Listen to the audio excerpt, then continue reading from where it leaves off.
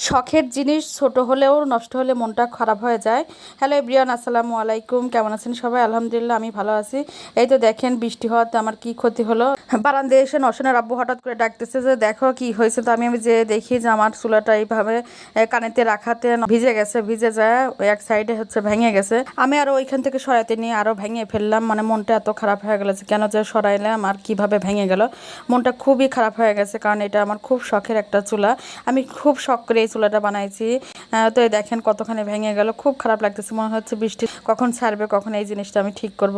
আর একদম নরম হয়ে গেছে, চারদিক দিয়ে ফেটে যাচ্ছে। এই দেখেন কি পরিমাণ, বাইরে দেখেন ঝড় হচ্ছে, বৃষ্টি হচ্ছে। মনে হচ্ছে এই বৃষ্টি কখন থামবে, কখন আমি চুলাটা ঠিক করব।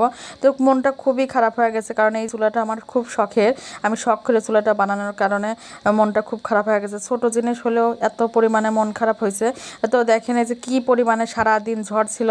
এটা গতকালকের কথা। ঝড় বৃষ্টি দেখতেছি আর ভাবতেছি কবে রোদ উঠবে, আমার চুলাটা ঠিক করবো। কারণ বারবার ওইখান দিয়ে হেঁটে যাচ্ছি আর চুলাটা দেখতেছি, এত পরিমাণে খারাপ লাগতেছে যে চুলাটা আমি কবে ঠিক করব।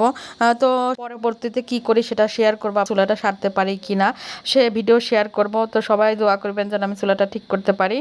তো এখন কি করার, যেহেতু নষ্ট হয়ে গেছে আর কিছু করার নাই। আমি কিন্তু ওইখানে রাখি না, সাইডে রাখি। বারবারই মনে হচ্ছে কেন যে আমি ওই জায়গায় রাখলাম, শুকনো জায়গায় কেন রাখলাম না।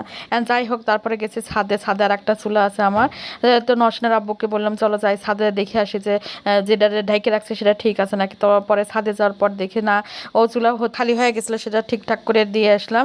এসে ভাবলাম যেহেতু রান্না করতে হবে, তো মনটা খারাপ নিয়েই রান্না করতেছি। তো কি রান্না করব ভাবতে ভাবতে ভাবলাম যে যেহেতু বৃষ্টি হচ্ছে তো খিচুড়ি মাংসই রান্না করি।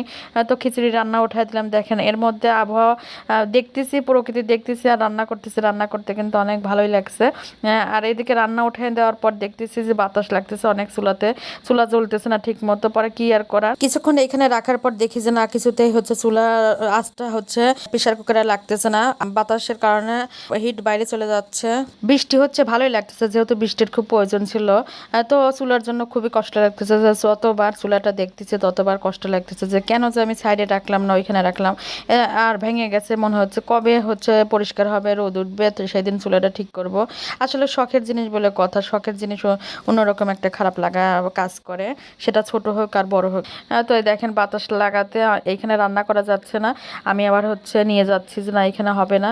তো মাংসটা আমি ভিতরে রান্না করছি চুলাতে, আর খিচুড়ি এইখানে উঠাই দিয়েছিলাম। ভাবলাম যে খিচুড়ি এইখানে হলে এইখানে আর মাংস ভিতরে। পরে যে নিয়ে যাচ্ছি, নিয়ে যা ভাবলাম যে আমার ওইখানে রান্না করে। আর যতবার যাচ্ছি ততবার কিন্তু দেখতেছি। আর এদিকে কারেন্ট নাই, একবার কারেন্ট আসতেছে একবার চলে যাচ্ছে। যে এখন কারেন্ট আছে আবার একটু পরে চলে যাচ্ছে। এরকমই সারাদিন কারেন্টের সমস্যা ছিল, যেহেতু ঝড় বাইরে হচ্ছে, বৃষ্টি হচ্ছে সাথে, এর জন্য কারেন্ট এরকম করছে। তো কি আর করা যায়, তো ঝড় বৃষ্টি হলে এরকম হয়। আর সেই দিন কিন্তু সারাদিনই ঝড় ছিল, বৃষ্টি ছিল সাথে। দেখেন কত পরিমাণে ঝড় হচ্ছে। আর এই যে খেতে চলে আসলাম, নসনের আব্বুকে বেড়ে দিচ্ছি। আমরা সবাই খেতে বসে গেলাম। আর সবাই ভালো থাকবেন, সবাইকে অসংখ্য ধন্যবাদ। আল্লাহ হাফেজ, আসসালামু আলাইকুম।